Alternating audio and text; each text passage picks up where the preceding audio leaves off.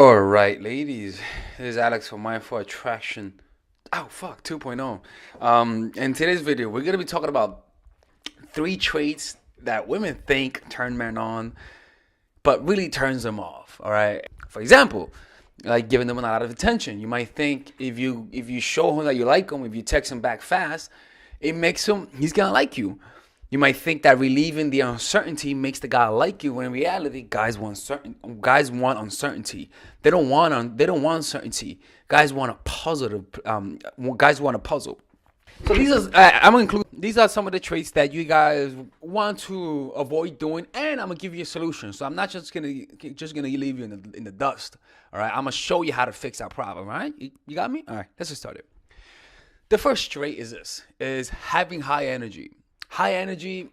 I'm telling you, it's one of the high energy comes in different places. For example, high energy in terms of, hey, what's up? Hey, how are you? Hey, how are you, Alex? Hey, how are you? Or being very masculine, being very social, speaking fast, but just generally speaking though, like being high energy, always excited, always ready, smiling all the time. All right, I'm putting on a smile, trying to be positive all the time. No. No. You see, the problem with that is that you become too one-dimensional. You only show one side. You only have one. You only have one gear. And whenever you're trying to impress people, and you believe that having this trait of being high and being energetic, of being funny, being happy, gets people to like you, what tends to happen is that you tend to overcompensate and you go too far. If you're gonna be high energy, you want to put up the front of having low energy. If you're for example, this is a solution for it, right? This is one of my solutions. Is that if you naturally feel the high energy, it's much better to suppress the energy. Like you know when you're trying to hide something from someone, try to hide the high energy. Why? Because when you try to hide the high energy, it'll manifest itself in subtle ways, in through your nonverbal. So if you're very happy, right? You suppress the happiness, right? And you're inside, you're dying with happiness, but you're putting on the front of it's cool, right? And the problem is that the self is always coming through. You cannot really hide your true intentions. So people are gonna feel that positivity, but it's gonna be massaged with an air of relaxation. The second one is trying to be one of the guys. Like when you believe that being one of the guys is what gets guys attracted to you, then you're gonna have a hard time. All right, you're gonna be trying too hard. You're gonna be trying. People can sense when you're trying to be one of the guys. It doesn't look congruent. All right, I'm not gonna go too much into this point because everyone knows how that behavior looks. Because you're trying to be cool. You're trying to fit in, and that tends to change your behavior. You tend to modify yourself. You tend to show parts of yourself that are not really there. That's not really genuine. And people feel that this ingenuineness through either in the moment feeling the vibe, or through just in the long run they start feeling that something's off with you. You see, number three, when women begin looking for commitment, when they go into a relationship looking for the commitment, and they outright tell the guys that they're the good girls, they're girls who makes the perfect girlfriend. You see, you try to qualify yourself and you try to convince them how you are the perfect girl. Well, you see, and you think that's good because you believe that relaxing them and taking away the uncertainty makes them like you more. It's quite the opposite. The more uncertainty, the more they don't know, the more they are unsure about your intentions, the better it is. Now you may say to yourself, "But I don't want to look like a slut and saying I don't want a relationship." No, that's not what I'm saying. I want you to say that you don't know what you want and that you're curious. I want you to make him convince you that I want you to make him convince you that he is a good relationship kind of guy for you, that you should get in a relationship. You see, because if you are uncertain, that's just saying I don't know about you yet. But if you're saying to yourself, but what happens if he doesn't see me as a relationship kind of girl? Guess what? Just talk about how you had a relationship. Like whenever you talk about past relationships, talk about the relationship you had with one guy that was really good and that you really liked them. You see, and that you just want a relationship with him. You're over him, but you really liked him, and you committed yourself to him. But when it comes to him, this new guy, you say you're unsure, that you don't know what you want. You see, guys say to themselves, "Wait a minute, so you want him, but you don't want me? What's up with that?" So you don't want to reveal your intentions. So when he says, "What do you want?" Just say, "I don't know. I'm just curious. I want to see what happens."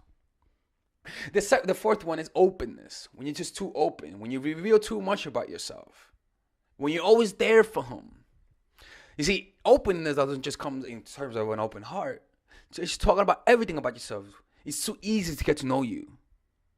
So in this, you want to reserve things about yourself that you don't tell them. You don't want to tell them your intentions too much. You don't want to tell them how open your schedule is. You want to make it uncertain.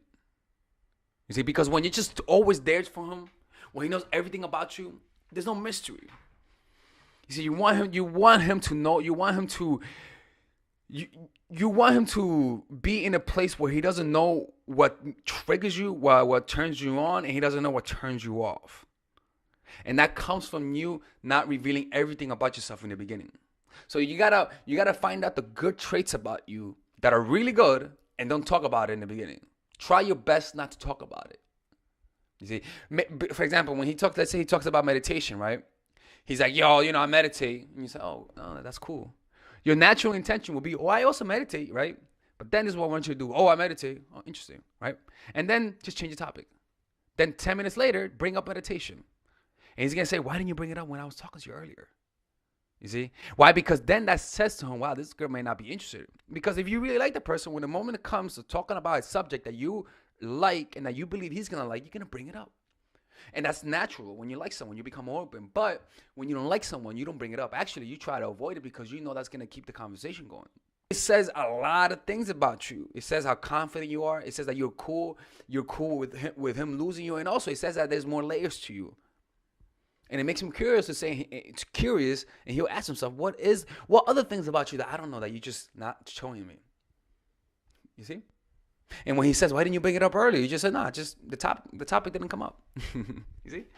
Yeah, and that's it, man. It's very simple. A very simple thing. All right? Anyways, this is Alex from mindfulattraction.org. It is a very simple video. If you guys want one-on-one coaching, just go to mindfulattraction.org/coaching the pocket. Anyways, this is Alex from mindfulattraction.org. I hope you guys have a good day. And you want to say anything else? All right, bye-bye. All right, ladies and gentlemen, if you guys ever want to learn how to use your feminine energy to influence people, learn how to use your masculine energy to become more assertive, and also learn how to blend both energies to improve your dating life, your spiritual life, honestly, your relationship life, your family life, your career life, this is the course for you. If I had to make a course for my nieces, I have two nieces, one is 19 and one is 15. 16. Holy shit. Oh my God, he's a bad fucking uncle. He's a bad uncle. Get him. Shut up, Melissa. You should get this course, right? And this is the course that I will make for them. So, for example, watch the curriculum, right? In the first week, we're going to be showing you how to establish a strong masculine foundation without letting it hurt your feminine energy. This masculine foundation is a source of who you are, right? It's your bodyguard. Without this, whatever feminine energy you create will be destroyed by the outside, because your masculine is your shield. So we'll talk about goal setting. We'll talk about how to develop a serious attitude. We're gonna be talking about how to use more logic, how to use more goal-oriented behavior. It's more how to be a man. Now the next one is how to embrace the feminine energy, right? This one would teach you about how to minimize excessive masculine traits, developing self-awareness, healing abundant feminine energy, regulating your emotion, mastering voice qualities and facial expressions, surrendering control, and allowing pain to be felt. This is honestly, this will supercharge, like Kaioken, your masculine energy. After that, we have femininity in the workplace and how to be feminine in the workplace without letting people take advantage of you, and the nuances of how women on power should behave versus women who are subordinates in the workplace, and even the dress code. This is based on psychology, people. It's kind of insane. I'm actually excited about this one. The next week, we talk about navigating the labyrinth of male and female friendship. And this, a lot of women find confusing, so we talk about that. And how to identify envious friends, how to identify the good friends, how to keep male friends, and how to keep female friends. Week 5, we talk about how to release the burden of the past and stop and destroy mental projections. This is actually really powerful. And then in week 6, we talk about how to increase your observational power so that you could read people better. And we have a bunch of bonuses. The course starts at $99, and you guys can pre-order the course today at $69 before it goes out. If you're watching this, most likely I'm in the meditation retreat, so I will be praying for all of you guys. And just click on the description down below of the video. Right there, you'll see it, and you could pre-order that course. It's gonna be out by the end of next month or the beginning of February of March. One of the two people, because I have a 10-day retreat to do, and I want to finish the course after the retreat, because I think the ideas are gonna be so much better. All right, man. I'll see you guys later. Pre-order, man. Oh, I'm closing the channel.